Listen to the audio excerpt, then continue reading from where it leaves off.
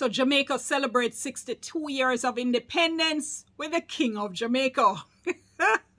You never know, so we have a king. Yes, man, we have a King of Jamaica. Stay tuned for more on that.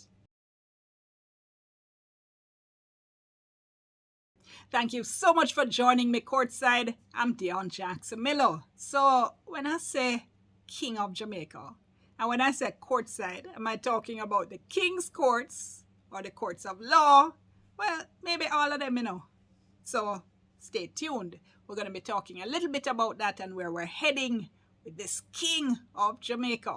So first of all, tell me, honestly, tell me in the comments below how you feel when you hear me say, we have a king, there is a King of Jamaica. No, I'm not talking about King Beanie Man or whoever else might call themselves king of this or king of that. Based on our constitution, we actually do have a king. So here's the thing, because in Jamaica, we like to talk about the British monarch, but in reality, Charles III is King of Jamaica.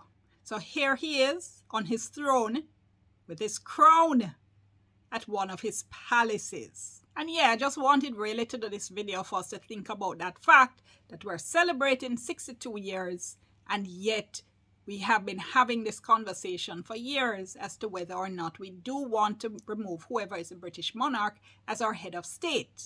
Here are 5 ways during this video in which the King of Jamaica, Charles III, figures into our daily lives. Let's just start with Parliament, because when I say Parliament, you probably think about the MPs and the senators, but that's not all. Parliament also consists of the head of state. And any law in Jamaica that we want to pass has to be passed by the House of Representatives, the MPs, then it has to be passed in the Senate, and then it still has to be signed into law by the Governor General, who is a king's representative here in Jamaica, or the law can't come into effect. So when we talk about changing things and passing laws that will remove this reference to the king or that reference to the king, really and truly, we're just fooling ourselves. All of that is just cosmetic. It's just tinkering around the margins, because the fundamental issue is that the king is still King of Jamaica. Number 2, the highest accolade you can give in Jamaica to a litigator, that's a lawyer who advocates in the courts, is to have them designated King's Counsel. We now call them, used to be Queen's Counsel when the Queen was alive.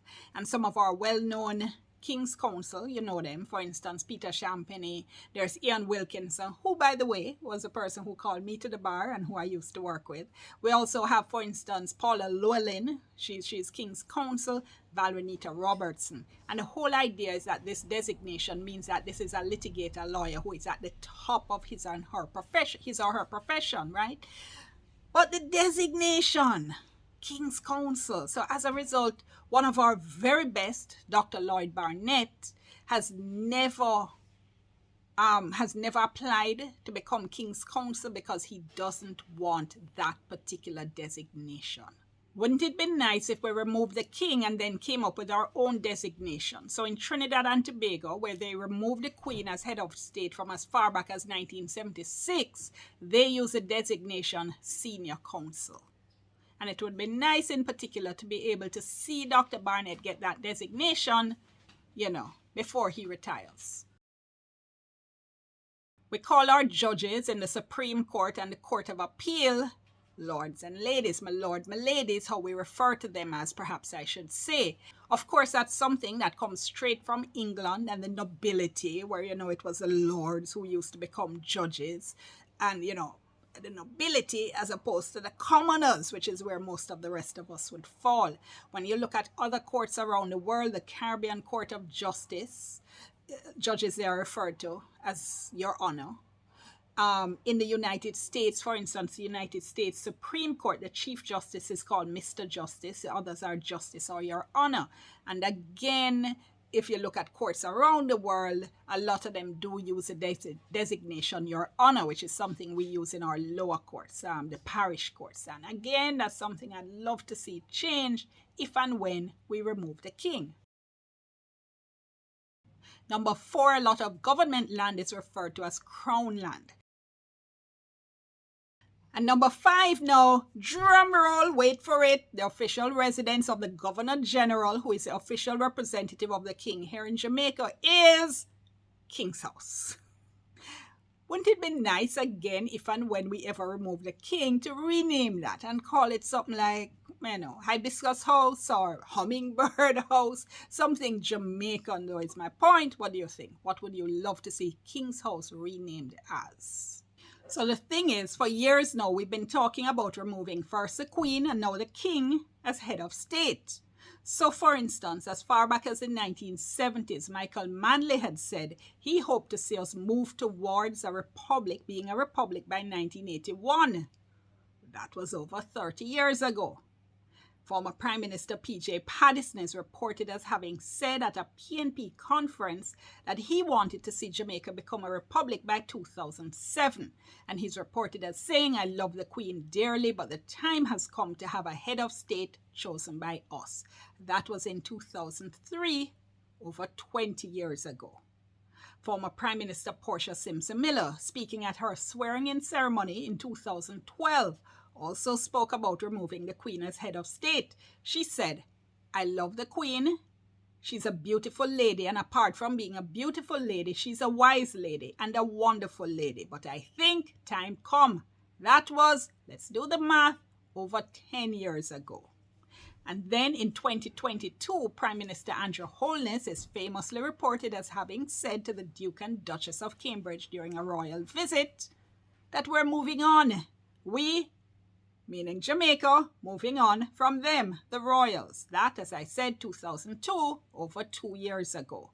Also in 2022, 56% of Jamaicans polled said it was time to remove the Queen as head of state. And no, not a huge percentage, but trust me, we're coming from far, and I think it's the first time we had seen more than half of the people polled saying it was time to remove the Queen. So where are we? Well, that's $1 million question. I'll do a whole series of videos on constitutional reform. Not going to do that now, but just to say that under our constitution, to remove the king as our head of state, we need to have a 2/3 vote in the lower house, that's the MPs, then 2/3 vote in the upper house, that's the Senate, and that means that at least one opposition senator has to vote with the government to vote yes. In other words, we need both parties to agree for this to work. And after all that happens, then they still have to come to us, the people, we the people, and we have to vote yes as well.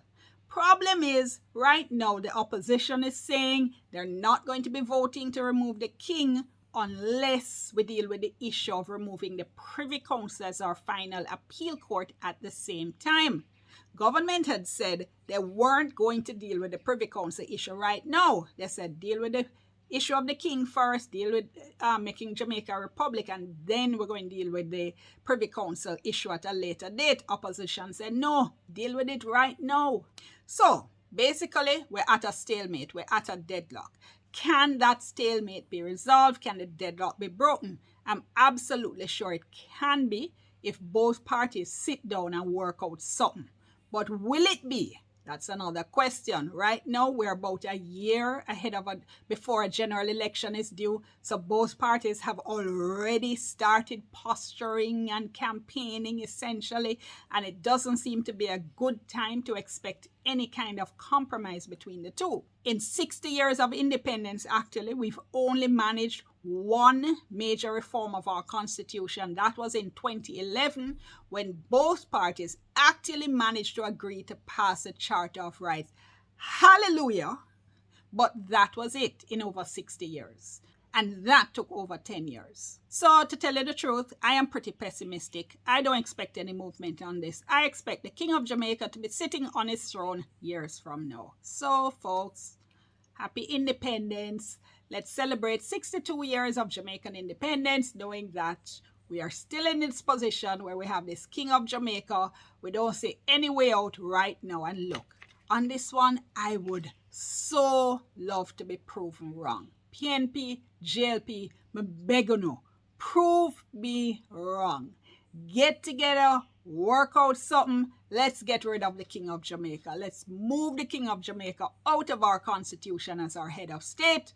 But in the meantime, happy independence, folks. Thank you so much for joining me. See you next time.